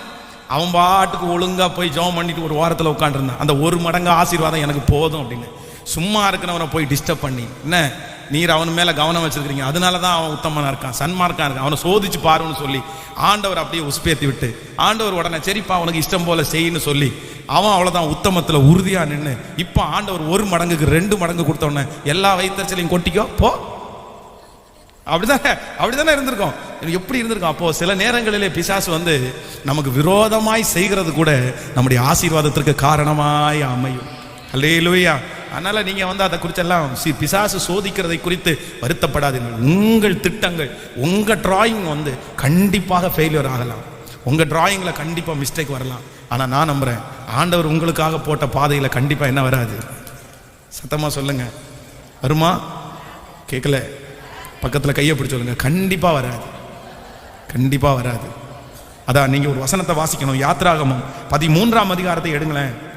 யாத்ராகமம் 13ஆம் அதிகாரம் 17வது 18வது வசனத்தை வாசிக்கும் போது, யாத்ராகமம் 13ஆம் அதிகாரத்திலே 13ஆம் அதிகாரம் 17வது 18வது வசனத்தை, பார்வோன் ஜனங்களை போக விட்ட பின் ஜனங்கள் யுத்தத்தை கண்டால் மடிந்து எகிப்திற்கு திரும்புவார்கள் என்று சொல்லி பெலிஸ்தியரின் தேச வழியாய் போவது சமீபமானாலும் தேவன் அவர்களை அந்த வழியாய் நடத்தாமல் சிவந்த சமுத்திரத்தின் வனாந்திர வழியாய் ஜனங்களை சுற்றி போக பண்ணினார். இஸ்ரவேல் புத்திரர் எகிப்து தேசத்திலிருந்து அணி அணியாய் புறப்பட்டு போனார்கள். ஆமேன்னு சொல்லுங்கள். இங்க ரொம்ப அழகா இருக்குது. இஸ்ரவேல் ஜனங்கள் எகிப்து தேசத்தை விட்டு கிளம்பும் போது இப்ப மோசையினுடைய கையில ஒரு ப்ளூ பிரிண்ட் இருக்குன்னு வைங்களேன். இல்ல அங்க இருக்கிற ஜனங்கள் எல்லாருமே நம்ம ஒரு ரூட் ஒரு இடத்துல இருந்து ஒரு இடத்துக்கு நம்ம பிரயாணம் பண்றோம் அப்படின்னா ஒவ்வொருத்தரும் ஒவ்வொரு ரூட் சொல்லுவாங்க. இந்த வழியை போனா பக்கமா இருக்கும், இந்த வழியை போனா ஈஸியா போலாம், இந்த வழியை போனா ரோடு நல்லா இருக்கும், இந்த வழியை போனா நமக்கு பிரச்சனை இல்லாம போலாம் அப்படின்னு சொல்றது மாதிரி நான் நம்புறேன். அங்கே மோசையின் இடத்துல நிறைய பேர் இன்னொரு வழி இருக்குது, அந்த வழியா நம்ம ஷார்ட்டா போயிடலாம், சீக்கிரமா போயிடலாம், இது ரொம்ப சுத்தி போற வழி அப்படின்னு. ஆனா அந்த வழி சமீபமா இருந்தாலும் ஆண்டவர் என்ன பண்ணலையாமா? அந்த வழியை நடத்தலையாமா. அந்த வழியை அவர் நடத்தல. அவர் எப்படி நடத்தினாராமா? ஜனங்களை சுற்றி போக பண்ணினார், சமுத்திரத்தின் வழியாய் கர்த்தர் நடந்து போக பண்ணினார். இதுக்கு என்ன காரணம் அப்படின்னா, யுத்தத்தை கண்டால் ஜனங்கள் மடிந்து போவார்கள் என்று. நல்லா கவனிங்க ஆண்டவருடைய பிள்ளைகளே, கவனமா கவனிங்க. நீங்க குறிச்சிருக்கிற, நீங்க ஸ்கெட்ச் போட்ட அந்த பாதையில ஆண்டவர் உங்களை நடத்தலன்றதுக்கு உங்களுக்கு 1000 கேள்விகள் இருக்கலாம். ஏன் ஆண்டவர் என்ன இப்படி கொண்டு போகல? எதுக்காக ஆண்டவர் என்ன தடுத்தாரு? எதுக்காக அந்த ஊர்ல இருந்து இந்த இடத்துக்கு கொண்டு வந்தாரு, இந்த இடத்துல இருந்து அந்த இடத்துக்கு கொண்டு போனாரு? உங்களுக்கு 1000 கேள்வி இருக்கலாம். நான் நம்புறேன் அந்த கேள்வியை நீங்க கேட்காதீங்க. அந்த கேள்வியை நம்ம கேட்க வேண்டாம். இஸ்ரவேல் ஜனங்களுக்கு தெரியாது அந்த இடத்துல யுத்தம் இருக்கும் இருக்காதுன்னு தெரியாது. ஆனா யாருக்கு தெரியும் அப்படின்னா, கர்த்தருக்கு தெரியும். கர்த்தருக்கு தெரியும். ஒருவேளை நீங்கள் போட்ட அந்த பாதையிலே, நீங்க போட்ட அந்த ரூட்ல என்ன நடக்கும்னு நமக்கு சத்தமா சொல்லுங்க. நம்ம நிறைய பேர் இந்த கேள்வியை கேட்போம். ஏன் ஆண்டவர் என்ன இங்க கேட்கல? கேட்குறீங்களா? ஏன் ஆண்டவர் என்ன இங்க கொண்டு வந்தாரு? ஏன் ஆண்டவர் என்ன இதை படிக்க வச்சாரு? ஏன் ஆண்டவர் எனக்கு இந்த வேலையை கொடுத்தாரு? எனக்கு ஏன் ஆண்டவர் இந்த ஹஸ்பண்டை கொடுத்தாரு? எனக்கு ஏன் இந்த மனைவியை கொடுத்தாரு? எனக்கு ஏன் இந்த இடத்துல வீடு கொடுத்தாரு? நிறைய கேள்வி கேட்போம். நமக்கு நீங்க அந்த இடத்துல கொடுத்துருக்கலாமே, அந்த கணவனாரை கொடுத்துருக்கலாமே, அந்த மனைவியை கொடுத்துருக்கலாமே, அந்த வேலையை கொடுத்துருக்கலாமே. அப்படி நான் கொடுத்துருந்தா அந்த மனைவியை மட்டும் கொடுத்துருந்தா அவ்வளோதான் நான், அந்த மாதிரி ஒரு கணவனாரை மட்டும் கொடுத்துருந்தா அவ்வளோதான் நான். அப்படி உங்களுக்கு நிறைய ரூட் இருக்கலாம். ஆனால் நான் நம்புறேன், எந்த ஜாடிக்கு எந்த மூடின்னு அவருக்கு மட்டும்தான் தெரியும். இல்லை ஆமேன்னு சொல்லுங்க. அவருக்கு மட்டும்தான் தெரியும் இந்த ஜாடிக்கு இந்த மூடி தான் செட் ஆகும். இல்லை அப்படின்னா கூட உங்கள் ஜபத்தில் செட் பண்ணிடுவார் ஆண்டவர். அப்போ நமக்கு அவருடைய வழிகளை அறிந்து கொள்ள முடியாது. ஆனால் அவர் நம்முடைய வாழ்க்கையில போட்ட திட்டங்கள் கண்டிப்பாக சரியானதாக தான் இருக்கும். கையை உயர்த்தி சொல்லுங்க, ஆண்டவரே நான் போட்ட வழிகள் எல்லாம் எனக்கு விரோதமாய் நிற்கும் போது நான் நம்புகிறேன். சத்தத்தை உயர்த்தி சொல்லுங்க, உங்க ரூட்டு ஹல்லேலூயா, நான் நினைச்ச பாதை அல்ல, நீர் எனக்காக போட்ட பாதை. சொல்லுங்க ஆண்டவரே, நீர் எனக்காக போட்ட பாதை. ஒவ்வொருவரும் சொல்லுங்க, ஆண்டவரே நீர் எனக்காக குறித்திருக்கிற பாதை, நீர் எனக்காக குறித்திருக்கிற பாதை, நீர் எனக்காக குறித்திருக்கிற பாதை. ஆமேன் சொல்லுங்கள். ஆண்டவர் நீங்கள் நம்புகிறது அவராலே வரும். அவர் நமக்கு போடுகிற பாதை சில நேரத்தில் நம்முடைய எண்ணத்தின்படி அல்ல, அவருடைய எண்ணத்தின்படி. நம்பர் 2, இரண்டாவதாக ஆண்டவர் நமக்கு குறித்திருக்கிற பாதை சில நேரத்தில் எப்படி இருக்கும்னா, நீங்கள் 105வது சங்கீதத்தை எடுத்துக்கொள்ளலாமே. 105வது சங்கீதத்தை எடுங்களே.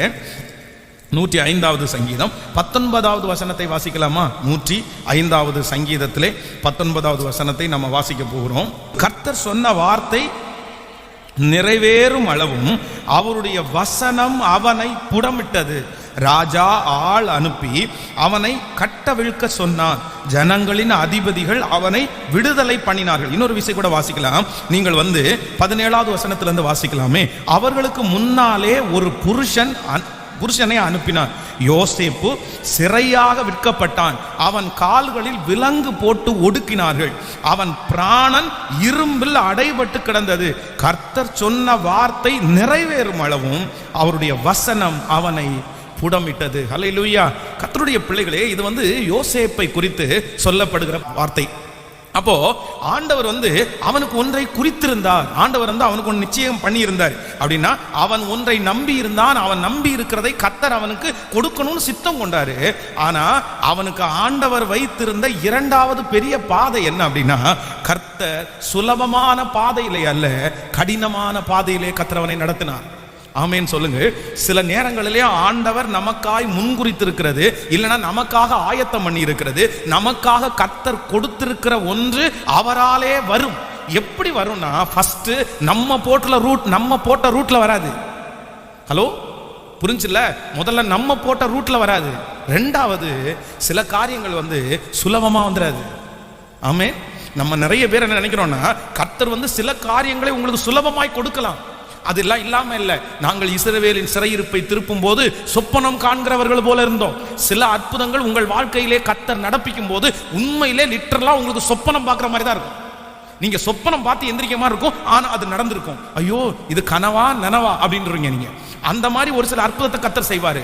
ஆனால் சில ஆசீர்வாதத்தை ஆண்டவர் உங்களுக்கு கொடுக்கும் போது உங்களை எப்படி கர்த்தர் நடத்துவாருன்னா, கடினமான பாதையில கர்த்தர் நடத்துவாரு.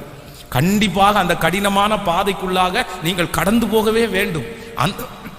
அந்த பாதை தான் உங்களை நேர்த்தியானவர்களாய் உருவாக்கும். அதனால இந்த ஜெபத்துல யாராவது ஒருத்தர் அவராலே வரும், கர்த்தராலே வரும்.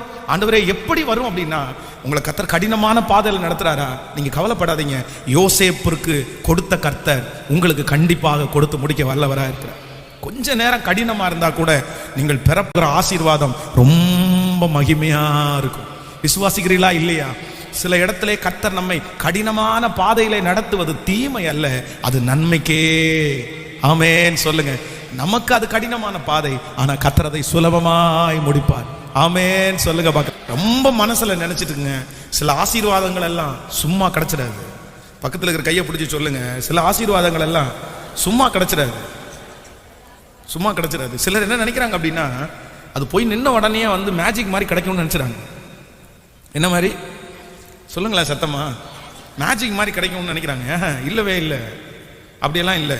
என்னிடத்துல நிறைய சகோதரர்கள் கேட்டிருக்கிறாங்க, நிறைய பேர் கேட்டிருக்கிறாங்க, பாஸ்டர் உங்களுடைய ஊழியத்தினுடைய அந்த வளர்ச்சிக்கு என்ன காரணம், என்ன சொல்லுங்க, ஏதாவது ஒரு 10 சொல்லுங்க அப்படின்னு. அந்த ஒரு 10 சொல்லுங்க, அவ்வளோதான், நாங்கள் அதை ஃபாலோ பண்ணுறோம் அப்படின்னு.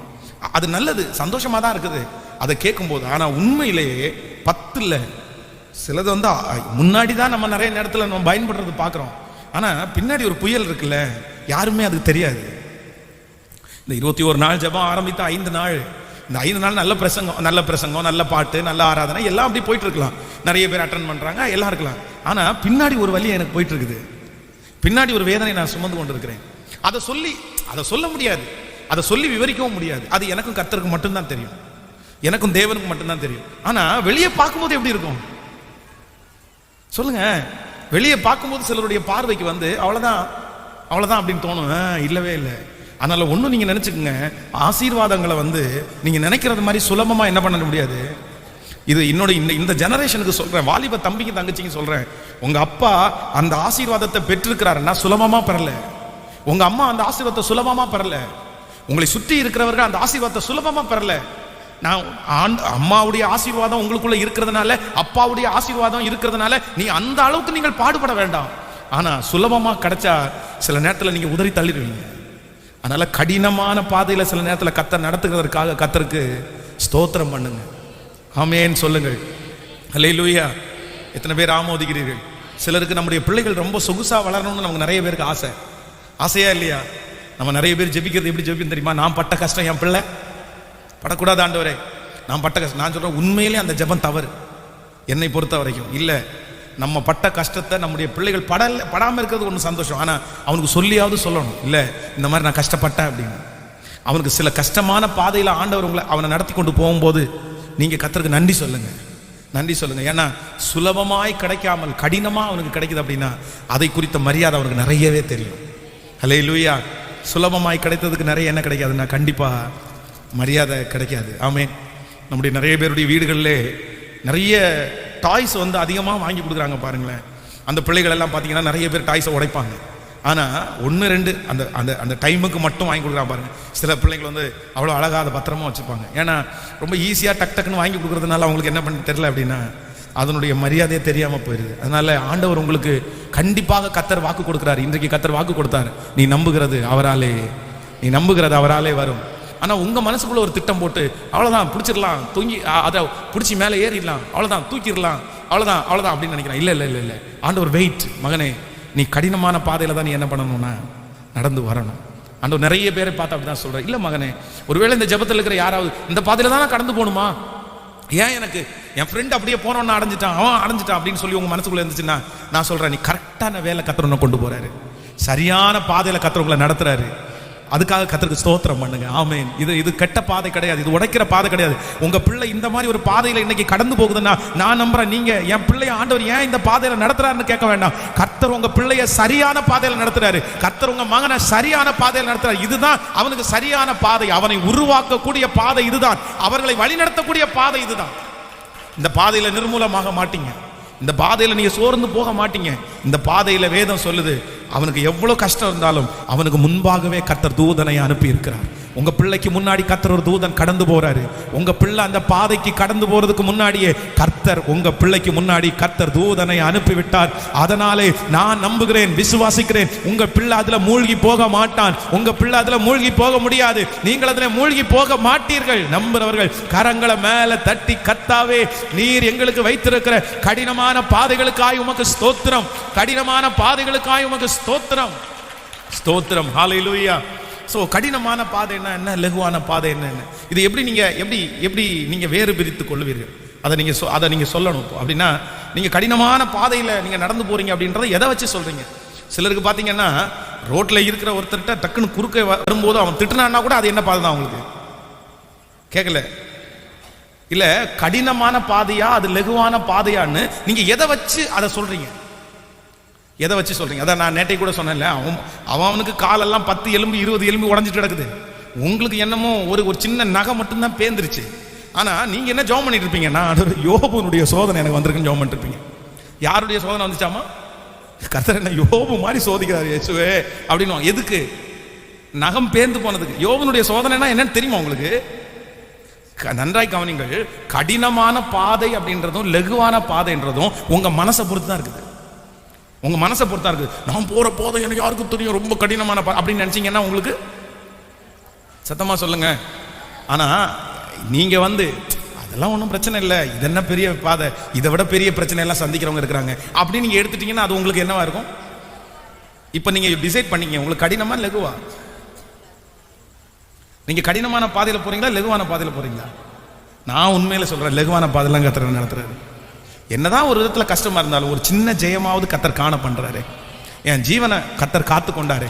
நான் இன்னும் நிர்மூலம் ஆகலையே. அப்ப நான் சொல்றேன், நீங்க என்ன கடினமான பாதையில போறீங்க? இல்ல, இன்னைக்கு இத்தனை பேர் நடந்து உட்கார்ந்து இந்த சர்ச்சில் அட்டன் பண்றீங்கல்ல, நான் உண்மையில சொல்றேன், நீங்க கடினமான பாதையில போவே இல்லை. கடினமான பாதையில போறோம்னு சொல்றவங்க 1.5 வருஷமா ஹாஸ்பிட்டலுக்குள்ள ஒரு ரூமுக்குள்ள அடைஞ்சு கிடக்குறாங்க. அவங்க தான், அவங்களுக்கு வெளியே வர முடியாது. அவங்க 1.5 வருஷமா ஒரு ரூம்ல அடைஞ்சு கிடக்குறாங்க. ஆனா நம்ம இதெல்லாம் வச்சுட்டு என்ன பண்ணணும் தெரியுமா? ஆண்டவர் என்ன உபத்திரவத்தின் பாதையில நடத்துறாரு. எதெல்லாம் நடத்துறாராமா? நடத்துறது. இயேசுவே எனக்கு ஏன் இந்த பாதையை அனுமதிச்சிங்க? உங்களுக்கு கண்ணு இருக்கா இல்லையா ஆண்டவரே அப்படின்னு ஜெபம் பண்ணிருப்போம். இல்ல இல்ல இல்ல, நம்ம நிறைய பேரு நம்முடைய லகுவான பாதையை நம்ம என்ன பாதையா நினைச்சுக்கிறோம்னா கடினமா நினைச்சுக்கிறாங்க. அதான் இன்னொன்னு சொல்ல, ஒரு நாய் ஒருத்தரை பயப்படுத்துச்சாமா. ஒரு நாய் கத்துது, நடந்து போகும்போது கத்துது. புதுசான ஆள்னா கண்டிப்பா நாய் என்ன பண்ணும்? அந்த அம்மா சர்ச்சில் ஓன்னு அழுது, ஏன் அந்த நாயை அனுப்புறீங்க? அந்த நாய் என்னை பார்த்து கொலைச்சிருச்சு. நான் பயப்பட்டேன் தெரியுமா, நான் பயந்தேன் தெரியுமா. இப்படி ஒரு பாதை தேவை ஆண்டவரே, எனக்கு இவ்வளவு கடினமான ஒரு பாதை, நாயெல்லாம் என்ன கத்துதே அப்படின்னு ஓன்னு அழுது அழுது அழுது. எதுக்கு? ஏசுக்கு நாமத்தில் சொல்லி ஒரு கல்லை தூக்கினாரே, அது என்ன பண்ணிட்டு போகுது? அது கொஞ்ச நேரம் தொடர்ந்து வந்தாலும் சரி இன்னும் பண்ணாது அப்படின்னு அதுக்கு போய் இவ்வளோ கடினமான பாதை. அது மாதிரி சின்ன சின்ன விஷயத்துக்கெல்லாம் நம்ம என்ன பண்ண முடியாது. டீ கொட்டிருச்சுன்னு வைங்களேன் நம்ம ஆட்களுக்கு, அவ்வளோதான். அது என்ன பாதை கேட்கல? கடினமான பாதை. டீ கொட்டுனா கடினமான பாதை. வண்டியில போகும்போது டயர் பஞ்சர் ஆயிடுச்சுன்னா என்ன பாதை? அது கர்த்தர் என்ன சோதிக்கிறாரு. பெட்ரோல் முடிஞ்சிச்சுன்னா அடிக்காதது நம்ம தப்பு, அதை நினைக்க மாட்டோம். கர்த்தர் என்ன பாதை நடத்துறாருன்னா, கர்த்தர் என்ன கடினமான பாதை நடத்துறாரு? இல்லவே இல்லை ஆண்டவருடைய பிள்ளைகளே. நம்மை கர்த்தர் சில நேரத்தில் எப்படிதான் நடத்துறாருன்னா லகுவாய் கரவலாடுகளை அவர் மெதுவாய் நடத்துகிறார். நீங்க இன்னைக்கு இந்த ஜெபம் முடிச்சுட்டு போய் உட்கார்ந்து யோசிச்சு பாருங்க, இல்லைன்னா இந்த ஆன்லைன்ல கேட்கறவங்க ஜெபம் முடிச்சுட்டு போய் பாருங்க, ஆண்டவர் என்ன கடினமா நடத்துறாரா லகுவா நடத்துறாரா நீங்க செக் பண்ணி பாருங்க. 1000 பேரை கம்பேர் பண்ணி பார்க்கும்போது உங்க வாழ்க்கை பெட்டர்னா பல மடங்கு பெட்டர். ஆண்டவரெல்லாம் நம்மளை வச்சிருக்கிற விதம் நான் சொல்றேன். இப்படி தேற்றுறதுக்கு யாராவது இருக்கிறாங்கன்னு நினைக்கிறீங்க? வசனத்தினால இப்படி உங்களுடைய உடைவு ரொம்ப பெருசு, உங்களுடைய பாதிப்பு ரொம்ப பெருசு. ஆனா ஆண்டவர் உங்க கூட இருக்கிறனுடைய அர்த்தம் என்ன தெரியுமா? உங்களை தேற்றுறாருல, வார்த்தையினால தேற்றுறாருல. இன்னைக்கு ஒரு நல்ல வார்த்தை காதுல கிடைக்காத எத்தனை பேர் ஊர்ல சுத்திட்டு இருக்காங்க தெரியுமா? அவங்கள்ட்ட பேசுறவங்க எல்லாருமே நெகட்டிவா தான் பேசுறாங்க. அவங்களுக்கு ஒரு வார்த்தை கூட பிளஸ்ஸா சொல்றவங்க கிடையாது. ஆனா நீங்க ஆலயத்துக்கு வந்து உட்கார்ந்ததுல இருந்து உங்கள்ட்ட கர்த்தர், நான் உன்னை நடத்துவேன், நான் உன்னை நடத்துவேன், நான் உன்னை சுமப்பேன், நீ நம்புகிறது அவராலே வரும், நான் உன்னை கைவிட மாட்டேன், பயப்படாத, கர்த்தர் சொல்லிட்டே இருக்காருல்ல. ஹல்லேலூயா. ஆண்டவரே உமக்கு ஸ்தோத்திரம். கர்த்தருடைய பாதை நம்பர் 1. முதலாவதாக ஆண்டவருடைய பாதை நம்ம போட்டதா என்ன செய்யாதுன்னா இருக்காது. நம்பர் 2, ரெண்டாவது சுலபமான பாதையாக கூட இருக்காது. நம்பர் 3, மூன்றாவதாக நீங்கள் வந்து கர்த்தர் உங்களுக்காக வைத்திருக்கிற பாதையை நீங்கள் ரொம்ப யோசிக்க வேண்டியது என்ன அப்படின்னா, நீங்கள் அதை வந்து எடுத்துக்கொள்ளலாம். நீங்கள் ஆதி ஆகமத்தை எடுத்துக்கொள்ளுங்கள். ஆதி ஆகமத்திலே 39ஆம் அதிகாரத்துக்கு எடுத்துக்கொள்ளுங்களேன். 39ஆம் அதிகாரம் 1வது வசனத்திலிருந்து வாசிக்கலாம். யோசேப்பு எகிப்திற்கு கொண்டு போகப்பட்டான். பார்வோனுடைய பிரதானியும் தலையாரிகளுக்கு அதிபதியுமான போத்திபார் என்னும் எகிப்து தேசத்தான் அவனை அவ்விடத்திற்கு கொண்டு வந்த இஸ்மவேலரிடத்தில் விலைக்கு வாங்கினான். வாசிக்கலாம். கர்த்தர் யோசேப்போடே இருந்தார். அவன் காரிய சித்தி உள்ளவனானான். அவன் எகிப்தியனாகிய தன் எஜமானுடைய வீட்டிலே இருந்தான். நீங்கள் வந்து இன்னொரு வசனத்தை கூட நம்ம வாசிக்கலாமே. இன்னொரு வசனத்தை கூட வாசிப்போம். 7வது வசனத்தை வாசிக்கலாமா? சில நாட்கள் சென்ற பின்பு அவனுடைய எஜமானனுடைய மனைவி யோசேப்பின் பேர் கண் போட்டு என்னோடே செயனி என்றார். போதும், இந்த யோசேப்பினுடைய சரித்திரத்தை ஃபர்ஸ்ட்ல இருந்தே நம்ம வாசிப்போமே. ஆனால் ஆண்டவர் வந்து அவனை நடத்துகிறார். எப்படி ஆண்டவர் அவனை நடத்துறாருன்னா, 3வது நான் அதுக்கு வைத்த ஒரு தலைப்பு என்ன அப்படின்னா, முடிவை தெரியாத ஒரு பாதையிலே நம்மை நடத்துகிறவர் கர்த்தர். எப்படி நடத்துவாரா நம்மள ஆண்டவர்? சில நேரத்தில் வந்து ஆரம்பத்தை மட்டும்தான் ஆண்டவர் நமக்கு காண்பிப்பார். துவங்கிறத மட்டும்தான் கர்த்தர் சொல்றார். ஆனா இடையிலே நீங்கள் நடக்க வேண்டிய சில பாதைகளை வந்து ஆண்டவர் இடையில என்ன பண்ண மாட்டாருன்னா காண்பிக்கவே மாட்டார். சில மனிதர்களுக்கு ஆரம்பத்தை காமிக்கிறாரு, உனக்கு முடிவில் இப்படிப்பட்ட ஒரு வெற்றியை நான் உனக்கு தருவேன்னு கர்த்தர் சொல்லுவாரு. ஆனால் இடைப்பட்ட பகுதியிலே ஆண்டவர் நடத்துகிற அவங்க வாழ்க்கையிலே வருகிற எதையுமே ஆண்டவர் என்ன பண்ண மாட்டாருன்னா சில நேரத்தில் அந்த பாதையை கர்த்தர் காண்பிக்கவே மாட்டார். அப்போ நம்பர் 3, முதலாவதாக நம்முடைய வாழ்க்கையில வந்து ஃபர்ஸ்ட் ஆண்டவர் எந்த பாதை அப்படின்னா, நம்ம அவருடைய பாதை, நம்ம போட்ட பாதை அல்ல, அவருடைய பாதையிலே நமக்கு வெற்றி இருக்கிறது. ரெண்டாவது கடினமான பாதையிலே கர்த்தர் நம்மளை கொண்டு போய் நம்மை வெற்றி சிறக்க பண்ணுகிறார். 3வது ஒன்று நினைத்துக் கொள்ளுங்கள், ஆரம்பத்தையும் முடிவையும் காண்பிக்கிற கர்த்தர் இடையிலே கடந்து போகிற பாதையை கர்த்தர் காண்பிக்கிறது இல்லை. ஆனால் அதன் நடுவிலே நடத்தி தான் கர்த்தர் வெற்றியை கொண்டு போக போறார். அல்லேலூயா. சில நேரத்தில் இந்த இடைப்பட்ட காலத்தை வந்து நம்மளால கணிக்க முடியாது. இந்த இடைப்பட்ட காலத்துல என்ன நடக்கும்னு நமக்கு தெரியாது. இந்த இடைப்பட்ட காலத்திலே நம்ம மரிச்சிட்டோம், நம்ம செத்துட்டோம், நம்ம அந்த லக்க அடையவே முடியாது அப்படின்ற ஒரு சூழ்நிலைக்கு நம்ம நிறைய பேர் தள்ளப்படுவோம். ஆனா நான் நம்புறேன், தேவன் உங்களுக்காக குறித்திருக்கிறது கண்டிப்பாக நிறைவேறாமல் போகவே போகாது. ஒருவேளை இந்த ஜெபத்துல இருக்கிற நிறைய பேரை கர்த்தர் இந்த இடைப்பட்ட பகுதியில தான் நீங்க இருக்கலாம். இந்த இடையில கர்த்தர் ஆரம்பத்தையும் உங்களுக்கு காமிச்சிட்டாரு, கர்த்தர் முடிவையும் காமிச்சிட்டாரு. உன்னை நான் இப்படி பண்ண போறேன், இப்படி நடத்த போறேன், உன் குடும்பத்தை ஆசீர்வதிப்பேன், வாக்குத்தத்தத்தை கர்த்தர் கொடுத்துட்டே இருக்கலாம். ஆனா இந்த இடைப்பட்ட காலம் இப்படி இருக்கும் என்று எனக்கு தெரியவே தெரியலையே, அப்படின்னா நான் இந்த பாதையை ஆரம்பிச்சிருக்கவே மாட்டேனேன்னு நீங்க சொல்லலாம். ஆனா நான் நம்புகிறேன், இந்த இடைப்பட்ட பகுதியிலே என் தேவனாகிய கர்த்தர் உங்களுக்கு துணையாய் நிற்பார். உங்களோடு கூட கர்த்தர் வருவார். இந்த இடைப்பட்ட பகுதியிலே எத்தனை புயல்கள் வந்தாலும், எத்தனை மனிதர்கள் வந்தாலும், எத்தனை சோதனைகள் வந்தாலும் கண்டிப்பாக கரங்களை தட்டி நீங்கள் நிர்மூலமாவது இல்லை. என் தேவனாகிய கர்த்தர் உங்களை கொண்டு துவங்கினவர் கடைசி வரையிலும் முடிக்கிறதற்கு வல்லவராய் இருக்கிறார். ஆமென் சொல்லுங்க. ஹல்லேலூயா. நீங்கள் நம்புகிறது அவராலே வரும். சொல்லுங்க பார்க்கலாம், கையை உயர்த்தி, நான் நம்புகிறது அவராலே வரும், நான் நம்புகிறது என் தேவனாலே வரும். வரும், நிச்சயம் வரும். ஒரு நாள் வரும், அதை நான் பார்ப்பேன். வரும், எனக்கு கொடுக்கப்பட்டிருக்கிறது வரும், நான் நினைத்தது வரும். ஹல்லேலூயா. நான் ஜெபித்தது வரும், நான் ஆசைப்பட்டது வரும். ஓ ஹல்லேலூயா. நான் உபவாசம் இருந்து கேட்டது வரும். நீ நம்பினது, நான் நம்பினது அவராலே வரும். சோ எப்படி வரும்னா, ஒண்ணு நம்ம போட்ட பாதையில் அல்ல, கர்த்தர் போட்ட பாதையிலே வரும். நம்பர் 2 எப்படி வரும் அப்படின்னு சொன்னா, நான் நம்புறேன் கடினமான பாதைகளை கடக்கும் போது நீங்க நம்பினது வரும். 3வதாக முதலையும் கடைசியையும் காண்பித்து இடைப்பட்ட அந்த சோதனையின் காலத்தில் கடந்து போகிற உங்களுக்கு அந்த காலம் வரும். ஆமென் சொல்லுங்க. நான் விசுவாசிக்க போறேன். என்ன விசுவாசிக்க போறேன்னா, நான் நம்புகிறது என் தேவனாலே. ஆமென் சொல்லுங்க. நீங்க அறிக்கை செஞ்சுட்டே இருங்க, அறிக்கை செஞ்சுட்டே இருங்க. நான் நம்புகிற சந்தோஷம் வரப்போகுது. ஹல்லேலூயா. நான் நம்புறது மாதிரி என் பிள்ளைய கர்த்தர் தலையை நிமிர பண்ண போகிறார். நான் நம்புகிறது மாதிரி ஒரு குழந்தை பாக்கியத்தை கர்த்தர் எனக்கு தரப்போகிறார். ஆபிரகாமுக்கு சொன்னார் அல்லவா, ஆபிரகாம் நம்பினான், கர்த்தர் அவனுடைய நம்பிக்கையை கனம் பண்ணினார் அல்லவா. அவன் நம்பினது கர்த்தரால் வருமானால், இந்த சத்தத்தை கேட்கிற தேவ ஜனமே, நீ நம்புகிறது கர்த்தரால் வரும். நீங்கள் நம்புகிறது கர்த்தரால் வரும். அப்படியே எழுப்பி நிற்கலாமா, கர்த்தரிடத்துல கேட்கலாம். ஹல்லேலூயா. நான் நம்புகிறது என் தேவனாலே வரும், நான் நம்புகிறது என் தேவனாலே வரும். சொல்லுங்கள், கைகளை உயர்த்தி சத்தமாய் அறிக்கை செய்யுங்கள். உங்களுக்காக நான் ஜெபித்துக் கொண்டே இருக்கிறேன். இந்த வார்த்தை நிறைவேற போகிறது. நீங்கள் நம்புகிறது பல வருடங்களாய் வரவில்லை, ஆனா கர்த்தர் இந்த வார்த்தையை திரும்ப ஞாபகப்படுத்துகிறார். இல்லை, நீ நம்புகிறது வரும், நீ நம்புகிறது வரும். ஹல்லேலூயா. நீ நம்புகிற காரியத்தை கர்த்தரே வர பண்ணுவார். சொல்லுங்கள், வாக்கு தக்கத்துக்காக கர்த்தருக்கு ஸ்தோத்திரம் பண்ணுங்க பார்க்கலாம். ஹல்லேலூயா. ஸ்தோத்திரம் பண்ணுங்க, கைகளை உயர்த்தி ஸ்தோத்திரம் பண்ணுங்க. நீங்கள் நம்புகிற என்னெல்லாம் உங்களுக்கு வரணும்னு நினைக்கிறீங்களோ அதெல்லாம் சொல்லி சொல்லி கர்த்தருக்கு மகிமைப்படுத்துங்க. நான் நம்புகிற ஒரு பெரிய ஜனத்திரள் வரும், நான் நம்புகிற ஒரு பெரிய தேவ ஆலயம் வரும். ஓ, நான் நம்புகிற 100 கிளை சபைகள் வரும், நான் நம்புகிற உடன் ஊழியர்கள் வருவார்கள், நான் நம்புகிற பெரிய விசுவாச மக்கள் வருவார்கள். ஹல்லேலூயா, ஹல்லேலூயா. நான் நம்புகிற அவருடைய ஊழியத்திற்காக நம்புகிற எல்லாமே எனக்கு வரப்போகிறது. முடிஞ்சவங்க கைகளை உயர்த்தி நீங்க அறிக்கை செய்யுங்க. சகோதரர்கள் மாதிரி அறிக்கை செய்யுங்க, வாலிப தம்பிங்க தங்கச்சிங்க அறிக்கை செய்கிற. ஹல்லேலூயா. ஸ்தோத்திரம், ஸ்தோத்திரம், ஸ்தோத்திரம், ஸ்தோத்திரம், ஸ்தோத்திரம். நன்றியப்பா, நன்றியப்பா, நன்றியப்பா. நாங்கள் விசுவாசிக்கிறோம், நாங்கள் விசுவாசிக்கிறோம். தள்ளாடுகிற முழங்கால்களை உறுதிப்படுத்துகிற கர்த்தர், தள்ளாடுகிற முழங்கால்களை உறுதிப்படுத்துகிற கர்த்தர், நான் நம்புகிற காரியத்தை எனக்கு வாய்க்க செய்கிற கர்த்தர். ஹல்லேலூயா. ஸ்தோத்திரம், ஸ்தோத்திரம், ஸ்தோத்திரம், ஸ்தோத்திரம், ஸ்தோத்திரம். தேவனே நீர் பெரியவர், தேவனே நீர் பெரியவர். இந்த வாக்குத்தத்தம் எனக்குரியது, இந்த வாக்குத்தத்தம் என் குடும்பத்துக்குரியது, இந்த வாக்குத்தத்தம் என் பிள்ளைகளுக்குரியது, இந்த வாக்குத்தத்தம் என் திருச்சபை மக்களுக்குரியது, இந்த வாக்குத்தத்தம் இந்த சத்தத்தை கேட்டுக்கொண்டிருக்கிற ஒவ்வொருவருக்கும் உரியது. நீ நம்புகிறது அவராலே வரும். நன்றியப்பா, நன்றி.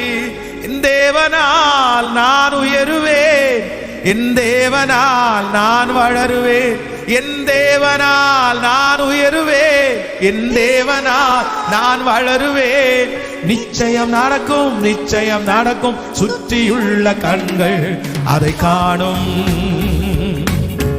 நிச்சயம் நடக்கும், நிச்சயம் நடக்கும், சுற்றியுள்ள கண்கள் அதை சொல்லுங்க பார்க்கலாம். என் தேவனால், என் தேவனால் நான் உயருவேன், என் தேவனால் நான் வளருவேன், என் தேவனால் நான் உயருவேன், என் தேவனால் வளருவேன். நிச்சயம் நடக்கும், நிச்சயம் நடக்கும், சுற்றியுள்ள கண்கள் அதை காணும், சுற்றியுள்ள கண்கள் அதை காணும். ஆமென். விசுவாசிக்கிறீர்களா? நீ நம்புகிறது அவராலே. நீ அப்படியே அமைதியா கர்த்தர் சமூகத்துல தரிச்சிருந்தா போதும், நீங்க அவரை விசுவாசிச்சா போதும். நீங்க நம்புறது அவராலே வரும். நான் நம்புகிறேன். 10 வருஷத்துக்கு முன்னாடி நான் நம்புகிறது யாராலையும் அல்ல, அவராலே இப்ப வந்திருக்கிறது. ஆச்சரியமா இருக்குது. இந்த ஜெபத்துல இருக்கிற எத்தனை பேர் ஒரு 5 ஆண்டுகளுக்கு 10 ஆண்டுகளுக்கு முன்பாக ஒன்னு வரும்னு நீங்க நம்புனீங்க? ஜெபிக்கும் போது எனக்கு ஒரு கார் வரும், எனக்கு ஒரு பைக் வரும், எனக்கு ஒரு சின்ன வீடு கர்த்தர் தருவார் அப்படின்னு நம்புனீங்க. இன்னைக்கு நீங்க நம்பினது வந்துருச்சு இல்ல? நீங்க நம்பினது எத்தனையோ கர்த்தர் கொடுத்தாருல்ல? உண்மைதானே? நீங்க நம்பினதை இத்தனை வருஷம் தாண்டி கர்த்தர் அடைய செஞ்சிருக்கிறாரு. நீங்க நம்பின காரியம் எத்தனை கர்த்தரால வந்திருக்குது, எத்தனை கர்த்தரால வந்திருக்குது. நான் நம்புறேன் இதுவரைக்கும் வந்திருக்கும், ஆனால் இனியும் கர்த்தர் வாக்கு கொடுக்கிறார். நீ நம்புகிறது அவராலே வரும். நம்பத்தக்கவர் அவர் ஒருவர் தான். நீ நம்புகிறது அவராலே வரும். நீங்கள் நம்புகிறது மனுஷனை அல்ல, கர்த்தரை நம்புகிறீர்கள். நம்ம நம்புறது யாரை நம்புறோம் அப்படின்னா கர்த்தராலே வரும். எனக்கு ஒரு விஷயம் ரொம்ப ஆச்சரியமான ஒரு சாட்சி. இந்த சாட்சியை நீங்கள் கண்டிப்பாக கேட்க வேண்டும். ஊழியத்திலே ஒரு நாள் ரொம்ப சோகமான ஒரு நேரம். அப்படின்னா ஆரம்ப ஊழியம், விசுவாச மக்கள் யாருமே இல்லை. ஒரு 3-4 பேர் தான் ஃபர்ஸ்ட் சர்ச் பிலிவராக இருக்காங்க. அப்போ நம்முடைய திருச்சபையில் இருக்கிற இந்த ஜோம் அம்மா ரொம்ப உற்சாகமாய் ஊழியம் செய்கிறவர், ரொம்ப உற்சாகமாக ஊழியம் பண்ணுவாங்க.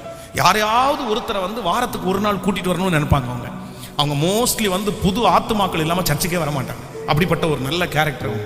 அப்போ ஒரு நாள் மாடியில், அந்த வீட்டினுடைய மாடியில் நின்று கீழே ஒரு சின்ன இந்த பலிபீட அளவுக்கு ஒரு சின்ன இடம், ஒரு சென்ட் இடம், அந்த இடத்துக்கு நேராக கரத்தை நீட்டி ஜெபம் பண்ணி அப்படியே அழுதுட்டே ஜெபம் பண்ணுறேன். ஆண்டவரே, இந்த இடத்துல ஒரு சர்ச்சு இருக்கிறதை நான் பார்க்குறேன், அதில் நான் பிரசங்கம் பண்ணுறதை பார்க்குறேன், அது இப்படி கட்டப்பட்டிருக்கு, அதில் ஸ்பீக்கர் வச்சிருக்கிற மாதிரி பார்க்குறேன் அப்படின்னு ஒன்னொன்னா சொல்லி சொல்லி சொல்லி சொல்லி அழுது ஜெபம் பண்ணிகிட்டே இருக்கிறேன்.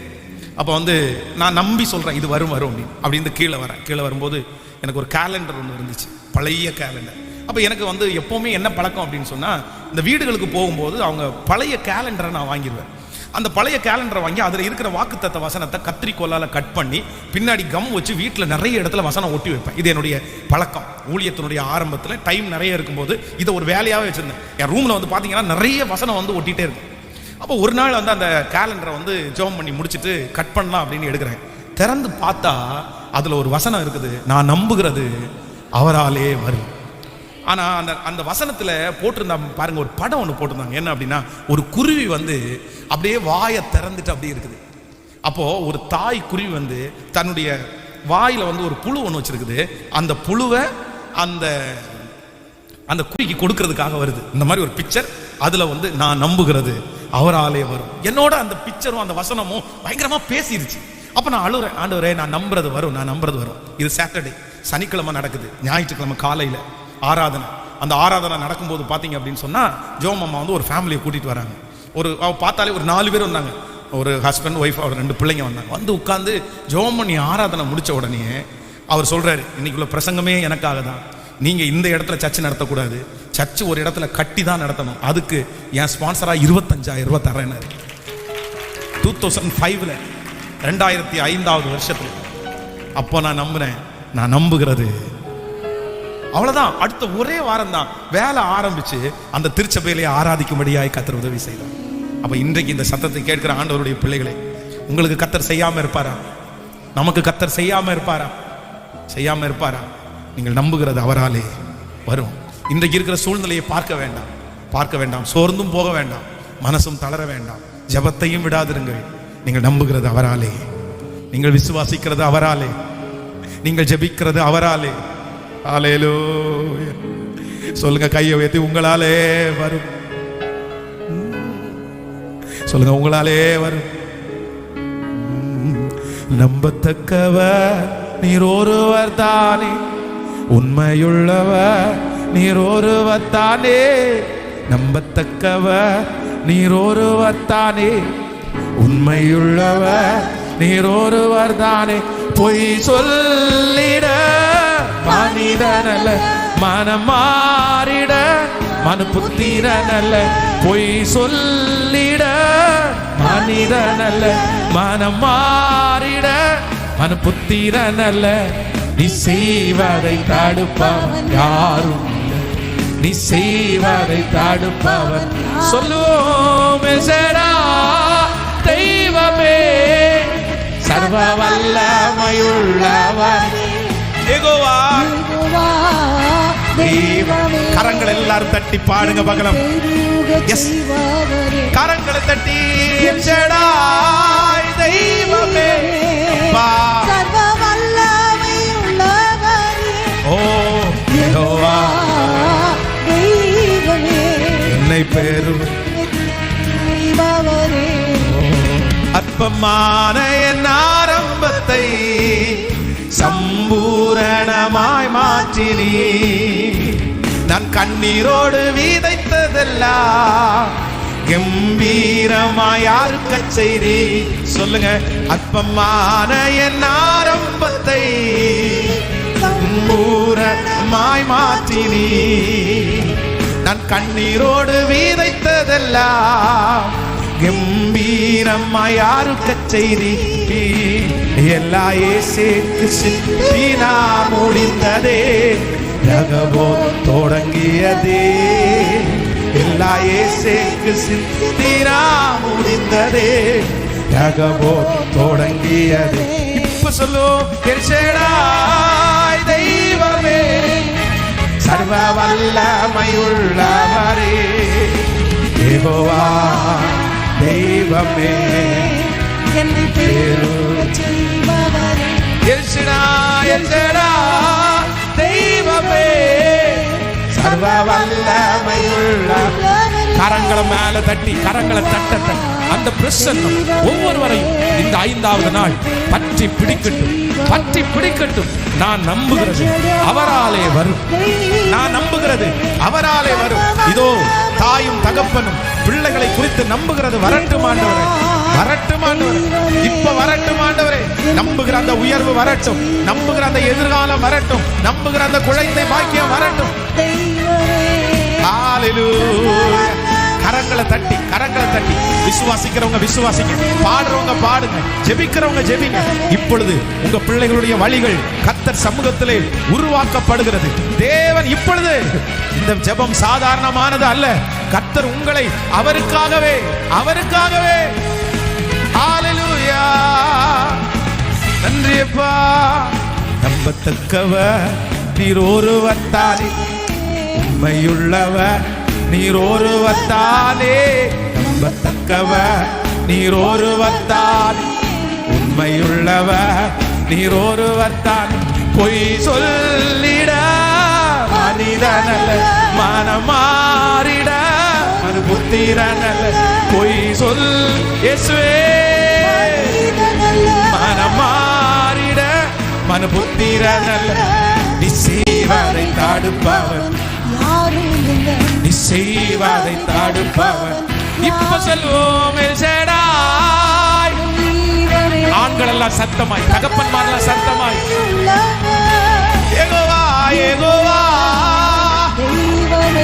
ஹalleluya. சின்ன பிள்ளைகள் முதற்கொண்டு வாலிபர் விசுவாசித்து எல்ஷடாய் தெய்வமே. ஓதாலா ஹதரலா கமர சோபர ஓதர மஹந்தர ஈஷவரோ. என்னை பெருக செய்பவரே. என் வாழ்க்கை பயணமெல்லாம் முன் செல்லும் மகிமையின் மேகமே.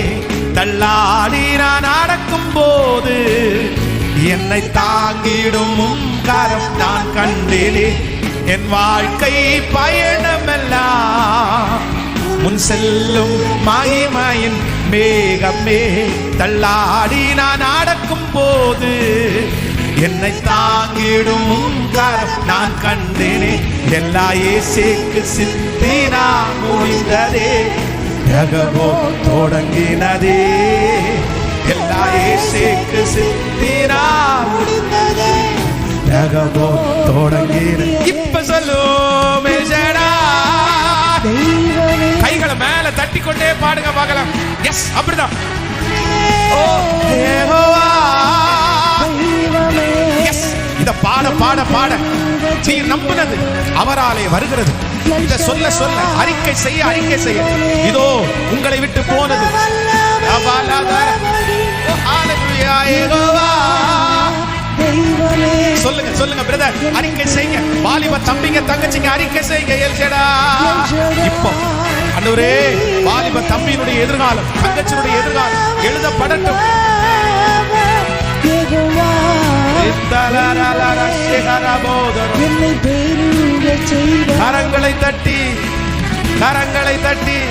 கரங்களை தட்டி நீ நம்புகிறது அவராலே வரும். Thank you, Jesus.